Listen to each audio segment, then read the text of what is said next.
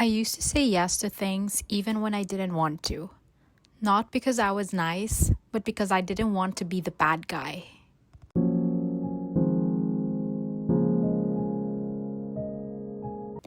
I used to think being a people pleaser just meant I was a nice person. Like I was kind, considerate, easy to be around. But over time, I realized that wasn't the full truth. Because while I was being nice to other people, I wasn't being nice to myself. And that's the part people don't talk about. People pleasing isn't just about kindness. It's about constantly putting other people before you, even when it costs you your own comfort, your own needs, your own truth. Looking back, I don't even fully know where it started, because in some years of my life, I can stand my ground, I know what I believe in, but when it came to dating and how people perceived me, that's where it showed up the most. I cared a lot about being seen as good, as easygoing, as someone who doesn't cause problems. And because of that, I avoided anything that might make me look like the bad guy. I've gone on dates, even when I already knew I didn't like the person. I stayed longer than I wanted to. I entertained conversations I wasn't interested in. Not because I genuinely want to, but because I didn't want to hurt them. Or more honestly, I didn't want them to think badly of me. And that was a hard realization, because I had to admit to myself that it wasn't just about being kind, it was also about my image, wanting to be liked, wanting to be seen a certain way. And in doing that, I was abandoning myself. And I think that's the core of people pleasing. It's not just about saying yes to others, it's about saying no to yourself. Over and over again, in small ways, until you don't even realize you're doing it anymore. Changing that wasn't easy. And honestly, I wouldn't say I've completely stopped being a people pleaser. Those tendencies are still there. I still feel guilt sometimes. I still feel that discomfort when I choose myself over someone else. But the difference now is I'm aware of it. Awareness was the first shift for me, because before I would just react, say yes automatically, go along with things. Now there's a pause, a moment where I ask myself, do I actually want to do this? Or am I just trying to avoid feeling guilty? And that question alone has changed a lot. Another thing I started noticing was the feeling behind my decisions. If I'm doing something out of genuine desire, it feels light, it feels easy.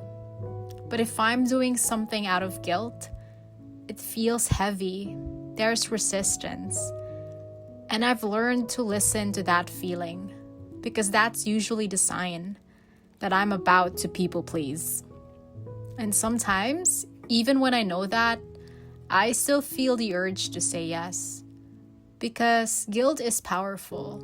It makes you feel like you're doing something wrong just by choosing yourself.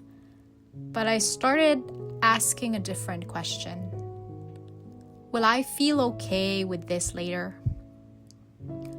Because people pleasing might make things easier in the moment, but it usually leads to resentment later. And I didn't want to keep feeling that way. One of the hardest parts of this process was accepting that I might be the bad guy in someone else's story. That was uncomfortable, because I spent so much time trying to avoid that. But I realized something important. Being the bad guy to someone else doesn't automatically mean you're wrong. Sometimes it just means you set a boundary they didn't like. And I had to learn to be okay with that.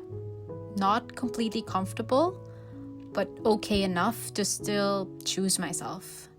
Even if it meant disappointing someone. Even if it meant they see me differently. Because at the end of the day, I'd rather disappoint someone else than continuously disappoint myself. And I think that's what changed for me.